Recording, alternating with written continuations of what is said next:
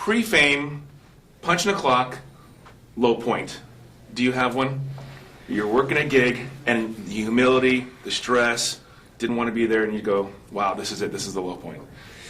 Man, I have a lot of those moments. I still do. No, not so much low points like that, but Home Depot, I remember working there, and I would walk in, and it was so busy, I would just be like, screw this. And I would just go home. But I mean, I was basically the cart guy. I would round up all the carts in the parking lot for 10 hours a day, and that's all I did. Give me a secret about being a cart guy. I mean, what do you got to know? I mean, because you can bump cars, you can get in trouble. Oh man, you're the lowest on the totem pole. Like it's really like, and you just walk around. I was like going over my auditions because I was trying to be an actor, and all you're doing, you're like you walk around going, I'm the cart guy. This is my job. I'm just rounding up carts and putting them in a little stall, and then I go get more carts, and I'm doing this for 8 hours a day. Kind of pathetic.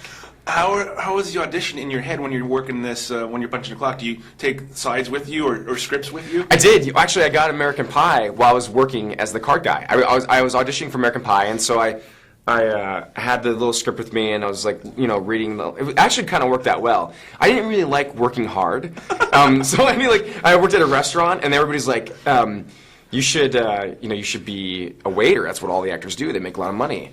And I walked into California Pizza Kitchen, and I was like, no way. These guys work way too hard. I'll be the host. I'll be the guy that sees people. Gets and the phone numbers. Yeah, like that's way better. Like for me, I don't want to be running around getting yelled at. I seem to remember some guy at Home Depot saying, "Hey fuckers," rehearsing his lines. Was that you? It was probably me, dude. It was probably calling all my employees, my fellow employer. Was it employees or not employees, but fellow workers, like fuck faces and like. He said, "Take the shrink wrap off your dicks." I don't know what that means. Yeah, exactly. Well, now, how did that baggage work perfectly in the promotion? Well, I feel like I love being that crazy guy. It's fun. It's fun to be the guy that the job is to try to make other people laugh. And I was never a funny kid, so I find it to be really challenging. What's nice about this is I'm playing more of a normal guy, and John C. Reilly is hilarious. And so there is a bit of like my experience, and I think a lot of people can relate to that of being in some mundane job and every day it's like Groundhog Day. But you're trying to make the best of a mediocre situation. I've been lucky to be able to do movies, so I can't really relate in that way. But I do understand a guy trying to do the best he can, in his life, and trying to do the best he can for his wife. But seriously, all I did was try not to screw up takes because John C. Reilly was so fucking funny. How I was great! Just like, the guy. I mean, there's one time where like we did the scene where we're at the urinal, and at the very end, and he goes, "I'm fucked." And I fucking laughed, and he goes, "Come on, that was a good one." I went, like it's John C. Reilly, like, and I was like, "Sorry, dude, sorry." And I did screw up a good take, but thank God for him, like, he's funny every time he does something.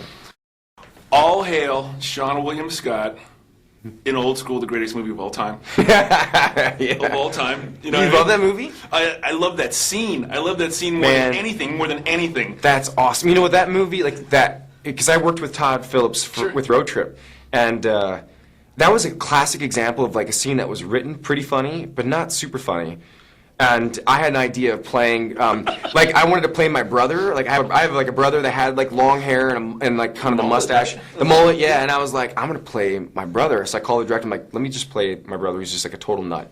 And then I walked on set, and they were like 3/4 into the film, and I was like, I was filming, and I was like. Everybody saw me and they're like, what the fuck? Like, this guy's like, it's like Joe Dirt, whatever. And I go, trust me. Great movie, by the way. Don't ever dog Joe Dirt. But I think they were just like, well, it doesn't make any sense. It's kind of like, but really Will, when he added the line, you're crazy. I like you, but you're crazy. I'm so tired. What happened was, it was never written that they were going to slow down the voice. And so when I saw it, I'm like, holy shit, that was pretty funny on the page, but between Will and the director, it just ended up being this really crazy thing. When he goes, I'm so tired. He just like walks around and then he falls down and like, hey, he's hilarious, man. A lot of great times, promotion, everything you do. Thanks, Seann. Thanks so much. Nice to see you. Had a good time.